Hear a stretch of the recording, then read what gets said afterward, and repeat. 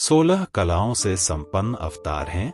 श्री कृष्ण अवतारी शक्तियों की सामर्थ्य को समझने के लिए कलाओं को आधार मानते हैं।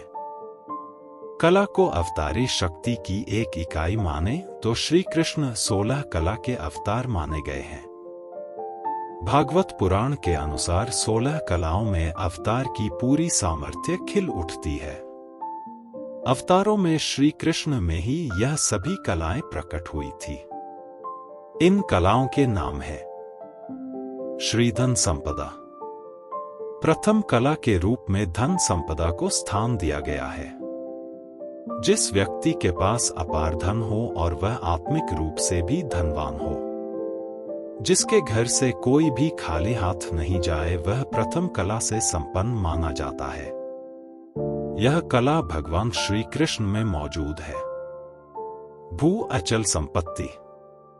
जिस व्यक्ति के पास पृथ्वी का राज भोगने की क्षमता है, पृथ्वी के एक बड़े भूभाग पर जिसका अधिकार है और उस क्षेत्र में रहने वाले जिसकी आज्ञाओं का सहर्ष पालन करते हैं, वह अचल संपत्ति का मालिक होता है। भगवान श्री कृष्ण ने अपनी योग्यता से द्वारिकापुरी को बसाया, इसलिए यह कला भी इनमें मौजूद है।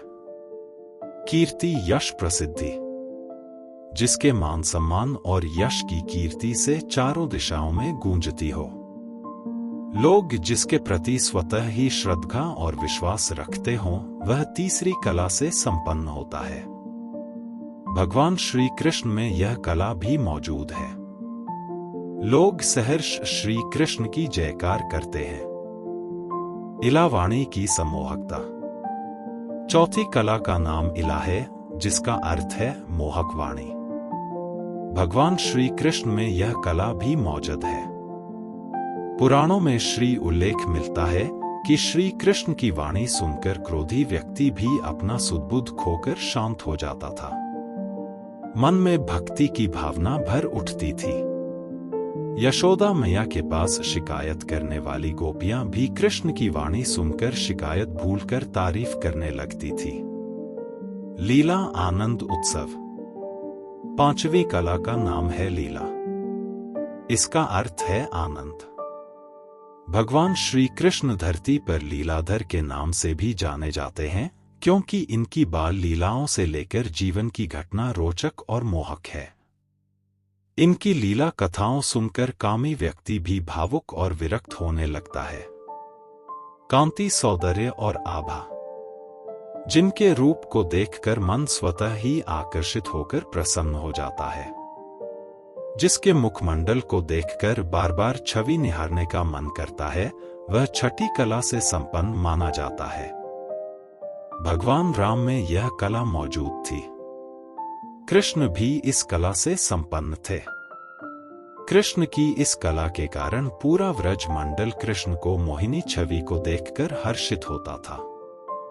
गोपियां कृष्ण को देखकर काम पीड़ित हो जाती थीं और पति रूप में पाने की कामना करने लगती थी। विद्या, मेधा, बुद्धि। सातवीं कला का नाम विद्या है। भगवान श्री कृष्ण में यह कला भी मौजूद थी।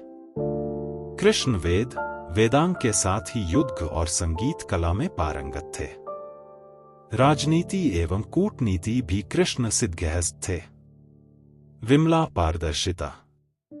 जिसके मन में किसी प्रकार का छलकपट नहीं हो, वह आठवीं कला युक्त माना जाता है।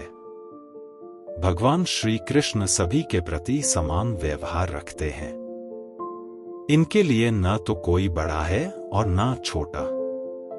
महाराज के समय भगवान ने अपनी इसी कला का प्रदर्शन किया था। इन्होंने राधा और गोपियों के बीच कोई फर्क नहीं समझा। सभी के साथ समभाव से नृत्य करते हुए सबको आनंद प्रदान किया। उत्कर्षण, प्रेरणा और नियोजन। महाभारत के युद्ध के समय श्री कृष्ण ने 9वीं कला का परिचय देते हुए युद्ध से विमुख अर्जुन को युद्ध के लिए प्रेरित किया और अधर्म पर धर्म की विजय पताका लहराई। 9वीं कला के रूप में प्रेरणा को स्थान दिया गया है, जिसमें इतनी शक्ति मौजूद हो कि लोग उसकी बातों से प्रेरणा लेकर लक्ष्य भेदन कर सके। ज्ञान, नीर, क्षीर, विवेक।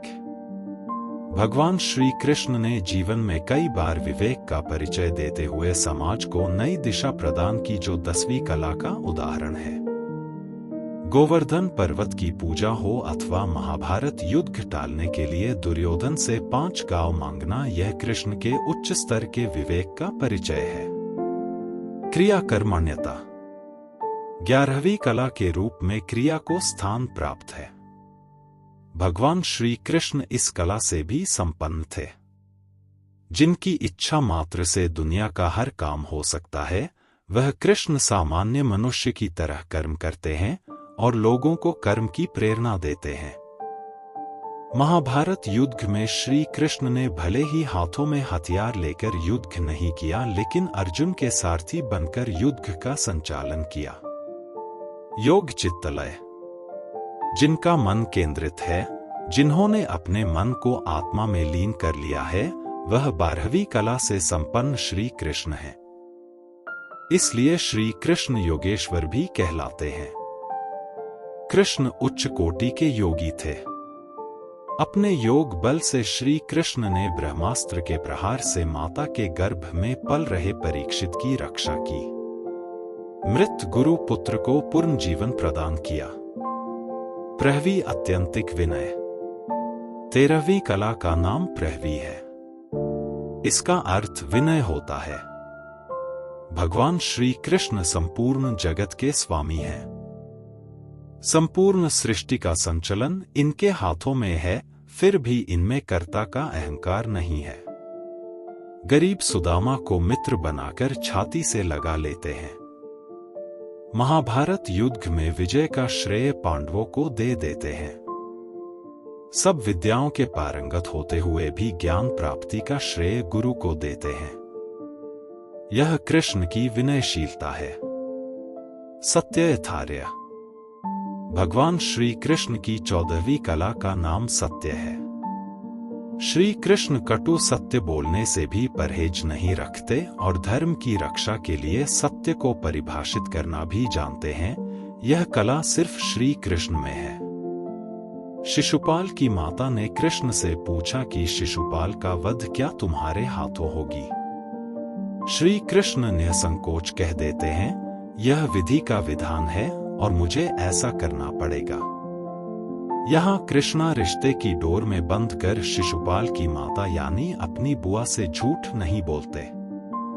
इसी प्रकार अश्वत्थामा वध के समय श्री कृष्ण युधिष्ठिर से ऐसा झूठ बुलवाते हैं जो सत्य की सीमा में है और जिसके बोलने से युधिष्ठिर असत्य बोलने के पाप से भी बच जाते हैं। इसना आधिपत्य 15वीं कला का नाम इसना है। इस कला का तात्पर्य है व्यक्ति में उस गुण का मौजूद होना जिससे वह लोगों पर अपना प्रभाव स्थापित कर पाता है। जरूरत पड़ने पर लोगों को अपने प्रभाव को एहसास दिलाता है।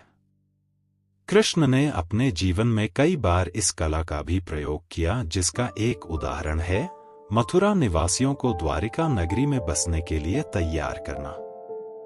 अनुग्रह उपकार बिना प्रत्युकार की भावना से लोगों का उपकार करना, यह 16वीं कला है। भगवान श्री कृष्ण को कभी भक्तों से कुछ पाने की उम्मीद नहीं रखते हैं, लेकिन जो भी इनके पास इनका बनाकर आ जाता है उसकी हर मनोकामना पूरी करते हैं। अब तक हुए अवतारों में मत्स्य, कश्यप और वराह में एक एक कला, नृसिंह और वामन में 2-2 और परशुराम में 3 कलाएं व्यक्त हुई थी।